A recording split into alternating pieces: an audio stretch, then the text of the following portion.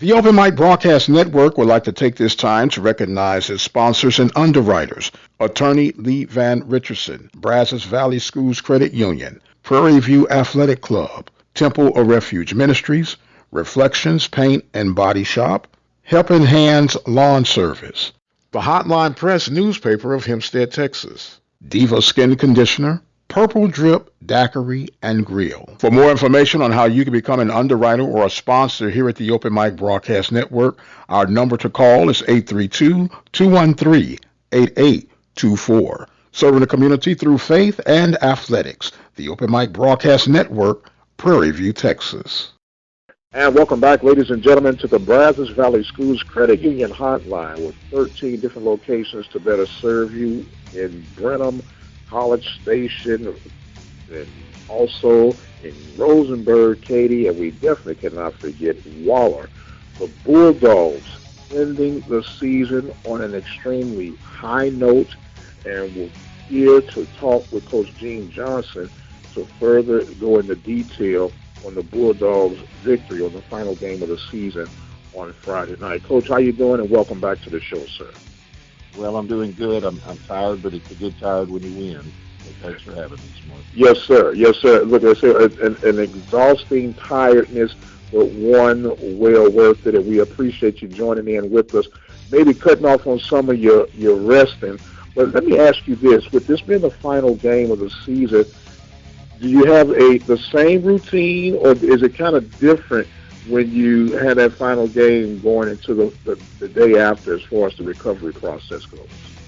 Well, it's different. You know, it's a weekend where coaches, I give those guys off, and we'll do some of the wrap up stuff on Monday and Tuesday that we typically would have done on a Saturday or Sunday.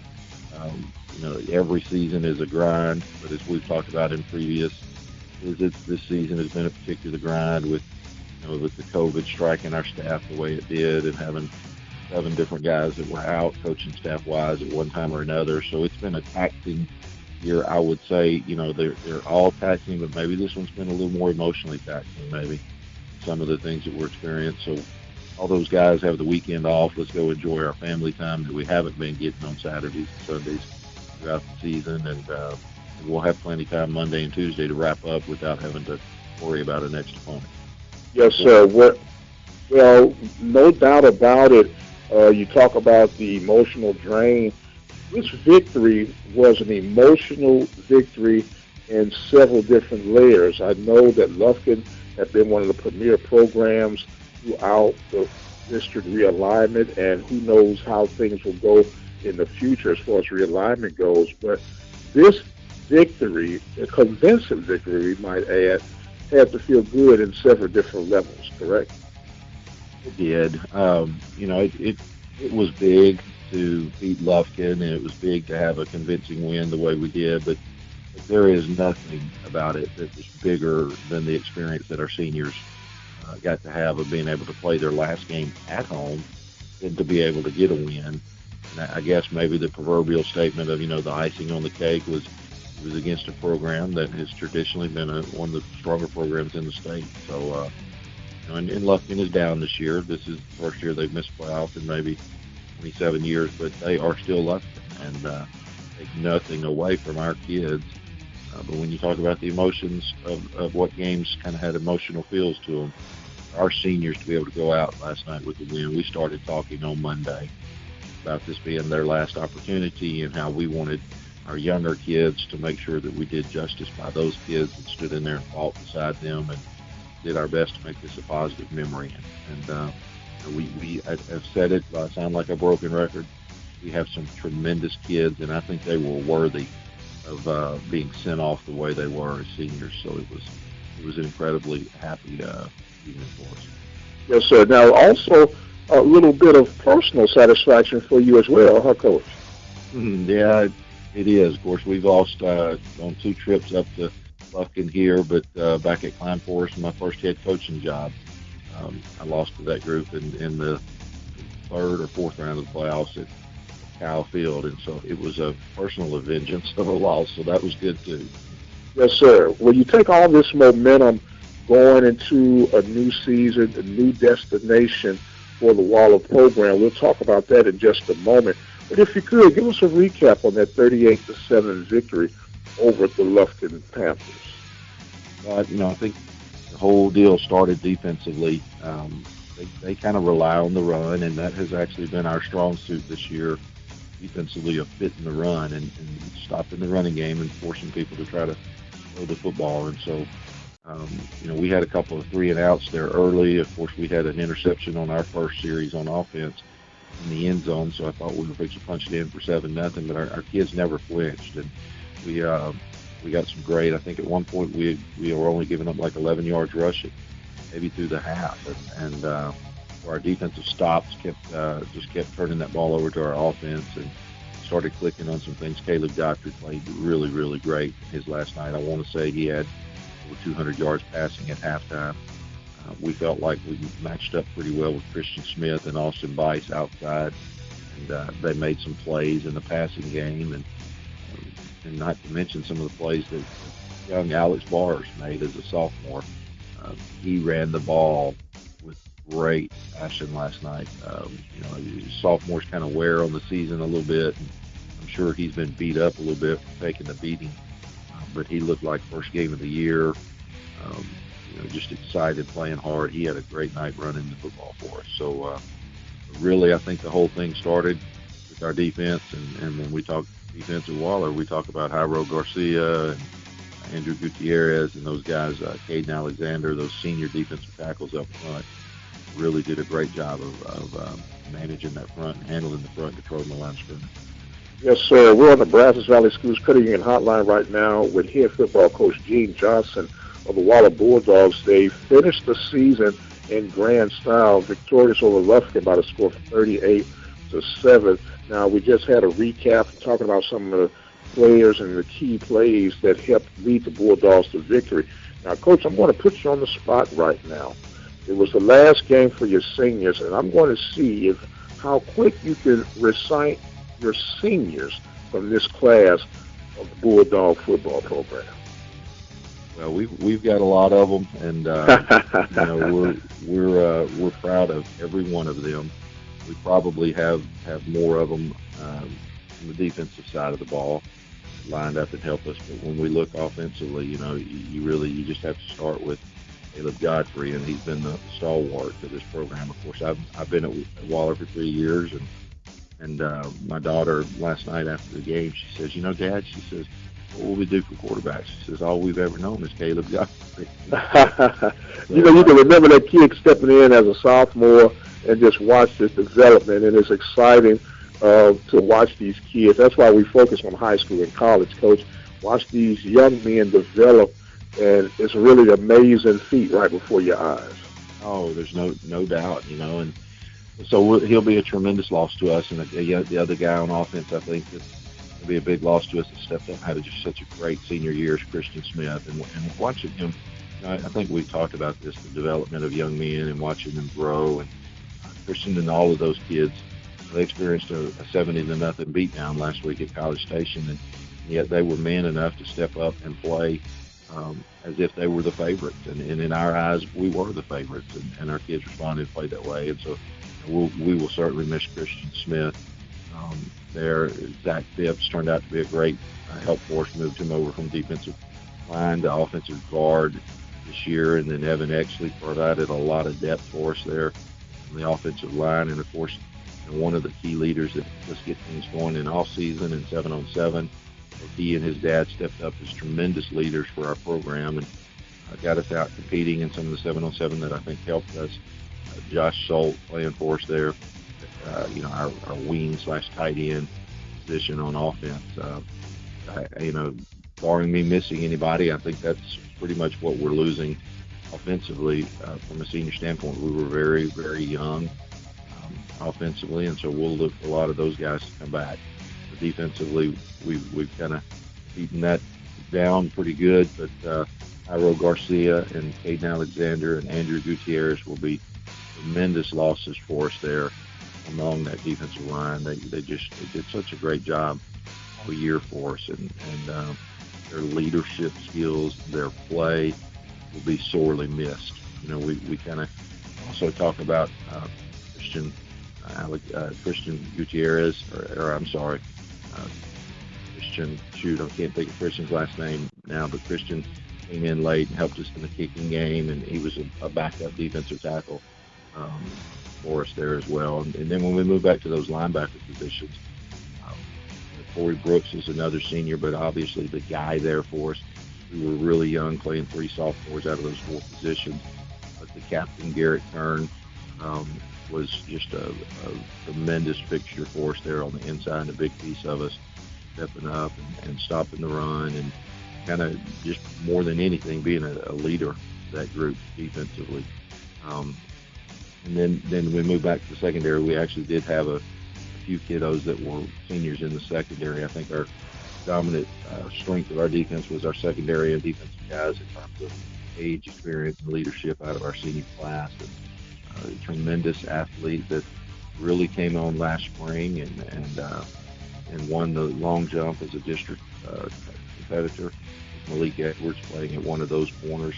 Another young man that stepped in and had a great senior year was running back's older brother, Cole Bars, playing at that other corner position, and at times through injuries and different things, we even had to convert the senior punter, Bryce Steffi, over, and he played the little corner for us. So those 3 guys at the corner position gave us some experience and some older guys playing there. And can't really say enough about Steffi, having had an opportunity to come over and flip from not really even playing his freshman, sophomore, and junior season and get out there, and he started several games at corner for us. So, and then obviously at the safety position, we had an unfortunate incident with Tony Matthews last week, and had an injury, and he wasn't able to play and finish out the season. He had to crutch it up and down the sidelines, but so proud of him for being there and supporting his teammates. It was just a horrible way for him to have to finish not being able to play his senior year. But Tony played so well for us at the safety position.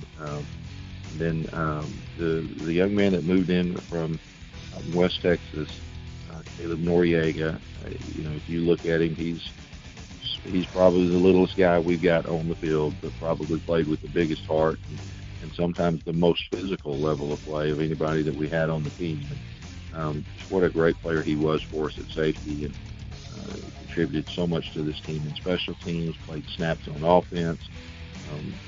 Caleb is much like the Caleb on offense, he's a program guy, somebody that you can build your program around. And I'd be totally remiss if I didn't go back on the one I messed up, but Christian Gonzalez is the young man that was the other defensive tackle that also kicked for us a little bit in the kicking game. So there's a real good chance, Mr. Prince, you put me on the spot that I may have missed somebody, but and if I did, I'll have to come back and cover that up. But what a great senior class we had. We lost some really good players. We had a young man that's playing linebacker up in East Texas, and I know he texted our seniors Thursday night. He said, "Man," he said, "I had to move away because of circumstances that were outside of my control." He said, "I so wish I could have been there, or be there Friday night to play with you guys." So it's a good senior class that got together as best they could, and we're awfully proud of what they did for Waller football. Yes, sir. Definitely a band of brothers, and they have memories that will carry them throughout the rest of their lives. And regardless of what happens or where they end up, whether it's in East Texas, whether it's in a whole other state, they'll have these memories to carry them through some challenging days, because a lot of people don't realize that it's more than just wins and losses. It's about how to deal and adjust with adversities, shortcomings, good times and bad times. And a lot of people kind of overlook it. They give student athletes a hard time, thinking that they get privileged avenues at times. But these, in most cases, are the future leaders, and the way they adjust on their field with transitions, how they adjust in life. No, there's no doubt. No doubt. That's a big piece of our curriculum is talking about growing up and becoming men. And we are men when we make decisions that are doing what's right in times of adversity, or when at times of temptation, or whatever tough situation you can put in. We have to think like, act like, perform like a man. And them being there for each other and help each other through that growing process. Something special about a young man that sticks to it with his teammates for 4 years.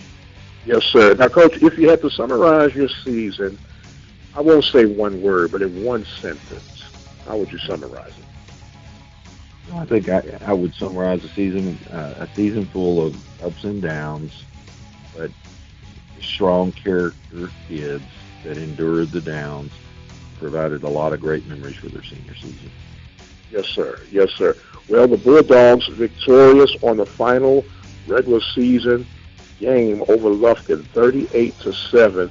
And although the season has come to an end for the Bulldogs this year, Coach, you and I are still going to do some adventures down the road when it comes to 5A and 6A playoffs. And I guess we'll get together and wrap those things up. But I'm looking forward to the conversations and the projections due to the fact that because we're growing so fast at Waller, it's no doubt that if they had a 7A, we'd probably be in the 7A category right about now. But it's some good times that lie ahead, and also some, as they say, mystery times that lie ahead, huh? Oh, there is, absolutely. And I think the biggest mystery time coming up is the realignment that happens in February. I think coaches all across the state have pads out and pins out, and I know I've done it and looked at the different projections of where we could end up and who may end up in what district and who's going to end up in what region, and that's what's one of the things that's fun about high school football is just kind of projecting, the matchups. We probably lose a lot of old rivalries that the Waller community is used to. As we've grown into 6A, it's kind of separated us away from the Brenhams of the world and some of those schools. But we get to pick up a new set of rivals and a new set of district foes, and so it's an exciting time. But, as you mentioned, we still get a little bit of time this year to kind of watch that 5A and 6A playoffs, and that's, in this state, that's always a fun venture, is to kind of watch and see who ends up in Jerry's world. Yes, sir. Now, you also say a fun time. It's also a frustrating time, too, Coach, because sometimes, and I know it's due to logistics or whatnot, but sometimes the UIL doesn't seem to make sense on how they pair some of these things up. But let's have a little bit more fun, Coach. You've been pulling out your crystal ball and rubbing and looking through the future. What are some of the scenarios that you see we could possibly end up with the 6A realignment? Well, and I had to put this with a footnote that I'm just an idiot ball coach, and take a whole lot of stock on this. Because anybody that tries to predict the UIL probably should have their head examined. But yes, sir. Yes, sir. I saw two scenarios really as possibilities. I thought that there was a possibility we may end up in there with the South Air schools, because there was a lot of talk about Stratford possibly pulling a low number, which would push one of the South Airs down into that other district and open up the district that sits here closest to us. I want to say that that's 14 with Bridgeland and Ranch and those schools, but it looks like Stratford turned in a big number, and so it looks like this 18 South Air district will likely stay intact. So I think that the Conroe schools are picking up. Caney Creek is moving up to 6A. Cleveland really blew us out. As much as we've grown, Cleveland grew to 2,800 kiddos at the number that they turned in the realignment. So Cleveland outpaced us, and they jumped up to 6A. And so the addition, Conroe area is low in district numbers. I think there's 6 teams in that district. So I really look that they will obviously absorb Caney Creek in there with their other foes that are in Conroe ISD, with Oak Ridge and Monroe and Woodlands and College Park. So there's not really room for us there. The spot that's left where I think there's room Waller to slide into is the Klein and Tomball district. That is a 7-team district. It's, of course, 5 Klein schools, then Tomball Memorial. So you could envision, with the additions coming up into the Conroe School District, of them being an 8-team, Fair remaining an 8-team, and having a 7-team Klein Tomball district, and Waller sliding right into that district. If I'm a betting man, which I'm not betting on this. If I'm a betting man, I would put us in there with Klein and Tomball schools. Well, either way you look at it, Coach, it's going to be a tough slice of pie, either way you look at it. But if it was for travel concerns only, of course you would love that Cy Fair district, but the next best thing would be the Klein-Tomball area as far as travel is concerned. But either way, it's going to be some exciting times, and we look forward to the growth and the adventures that lie ahead, sir. Absolutely, absolutely. We've got our all season has been interrupted the last 2 years, and with just all of the distractions from COVID. So as we transition into 6A, it's going to be really critical that we get the ground rolling and get in that weight room and start preparing for it. We have to look at it as a challenge.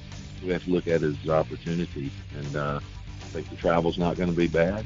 We just got to get ourselves ready physically or at the level of play that we're going to see in those two districts and get the Waller Bulldogs ready. Yes, sir. Well, as they get ready, we'll also get prepared for the adventures that lie ahead. And, Coach, we definitely thank you for the consistency throughout the season. We look forward to the playoff watch from the Open Mic Broadcast Network with the expert eyes of Coach Gene Johnson. But, Coach, we would be remiss if we wouldn't allow you to have some closing thoughts for our final regular season recap of the season. Absolutely. Just the recap, I guess, is my dad always told me, when one person tells you something, you kind of take stock in it. When two people tell you something, you have to kind of listen a little more intently. And he also said that when someone just keeps saying the same thing over and over and over again, that put some credence maybe into there's some value of what they're saying. And I'm gonna sound like a broken record just in talking about our kiddos. And we have some of the absolute best kiddos in the state of Texas in our football program. They have to be separate of other kids that are walking the hallways that maybe have less reasons to stay on track and to stay motivated and stay disciplined and stay out of trouble. They have to kind of separate themselves from bad choices. And what a joy it is coaching these kids. This year, the ups have been fun and the downs have been so manageable because our kids are such incredible kids. And just the support of our administration and our community to stand behind these kids and love these kids has made for a really fun year. You want to be in the playoffs and you look for that winning record. I don't know if people really realize how close we were. We were a quarter away from the playoffs this year. We led New Caney 17-16 going into the fourth quarter. We let that one slip away from us. If we won that quarter, finished out with a win on a game that we were winning, we'd be talking about playoff opponents right now. So just so incredibly proud of our athletes that endured and hung in there and fought till the end. Yes, sir. And you did have to bring up that bittersweet memory, huh, Coach? Yeah. we won't forget that. Hopefully, yes, sir. That's the one that say that stings, but it'll be a good sting, and use it as a building block for the future. Well, Coach, we definitely appreciate you and all that you are bringing to the program, to the community, and we look forward to the continued growth. And as I say, keep hanging in there.